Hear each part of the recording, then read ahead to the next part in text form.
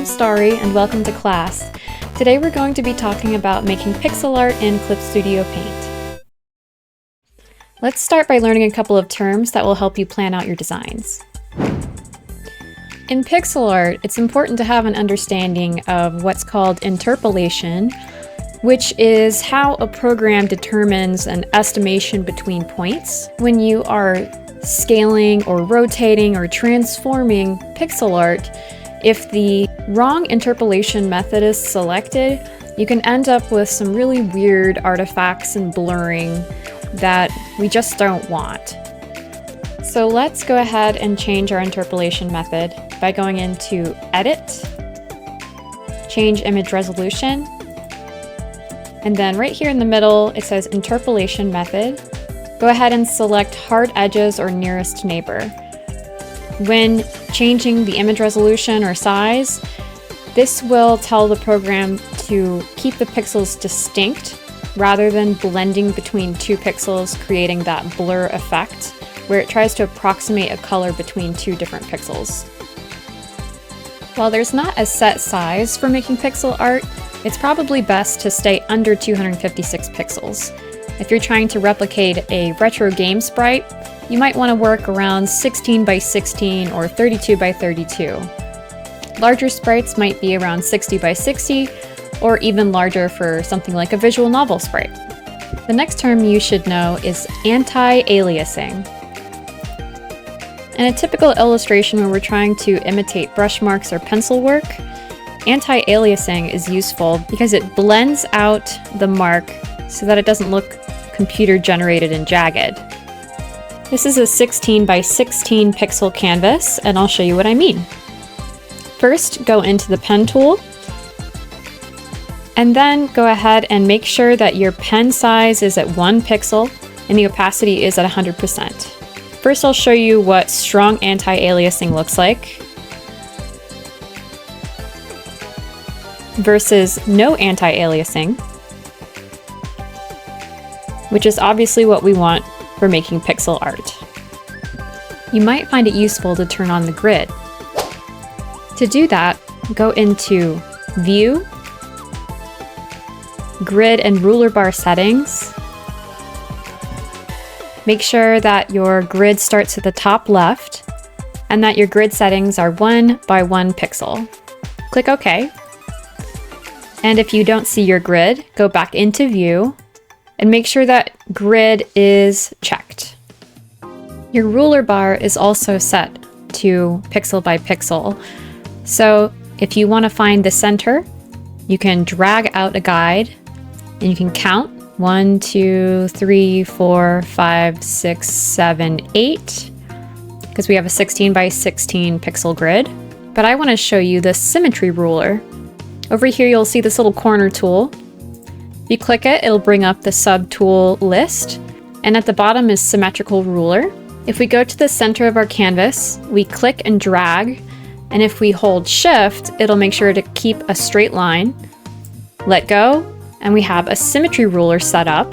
If, like me, you put the ruler on the wrong layer over here, you can click that ruler and drag it onto the layer that you're working on. Now I can work in symmetry. The symmetrical ruler is great for symmetrical things like faces. You can also try using the figure ruler, which allows you to make polygons, and there's the linear and curvature ruler that you might try as well. So what about choosing colors for your pixel sprites? Well, you can consider bit limitations. For example, 8-bit retro style is like the NES systems of the 1980s, 16-bit is like the Super NES of the 90s, and 32 bits are like Game Boy Advance games from the early 2000s. We don't have a limitation on how many colors we can use these days, but it can be fun to work within set parameters. At the time of this tutorial, there are lots and lots of community-made palettes that you can access on the Clip Studio Assets page. To find that, you can go to Window, and then click on Color Set, and then from here, click on Add Color Set, and then you can search for materials on Assets. There are lots and lots of options, and many of them are retro-inspired. you can just type retro in the keyword section and it'll bring up retro style palettes.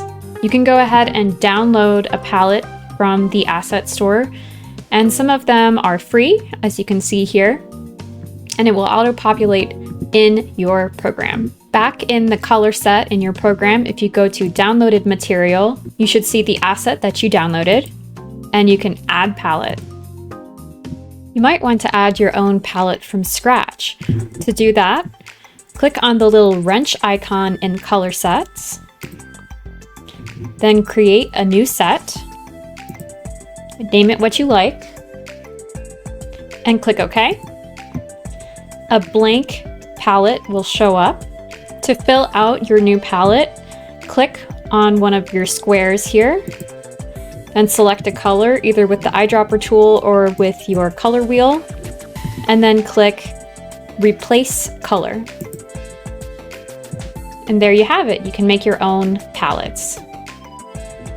Before we move on, I want to remind you to turn off anti-alias for both your eraser tool and your fill tools. In my eraser tool, I'm making sure to click None on anti-aliasing, making sure that my hardness is at max. And then in my fill tool, I want to make sure that anti-aliasing is not checked at the bottom here. I also want to make sure that Apply to Connected Pixels Only is checked, and that Refer Multiple is checked, and this little lighthouse icon is selected, which means that when the fill tool is used, it will refer to the reference layer. So how do we set the reference layer? Well, if your line art is complete and you're ready to color, in your layer panel, go ahead and find that same lighthouse symbol and click it.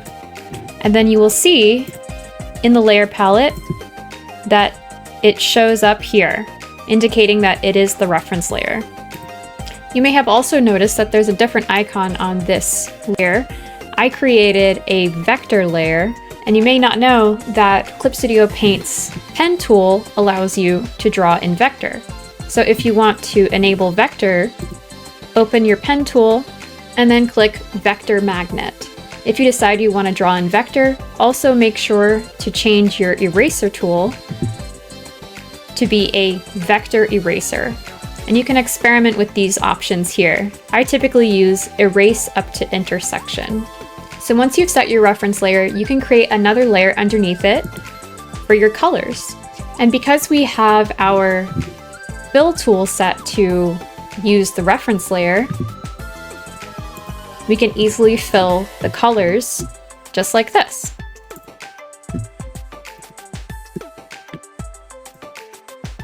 It's a huge time saver.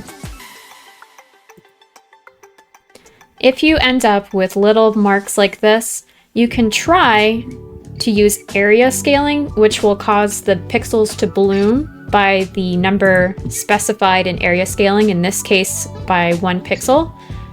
But I recommend doing it by hand because sometimes the bloom results in undesirable ways. So what about these open areas like the white of the eye? Well, you can go ahead and draw in that section and then use the fill tool, and it will still use the reference layer to complete that drawing.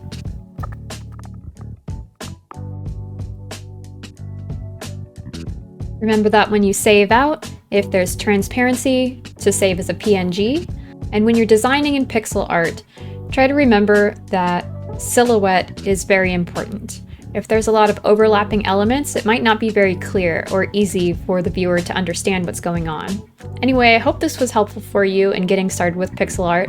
Let me know in the comments what you think, and please like, share, and subscribe to help the channel grow, and I'll see you again soon. Bye!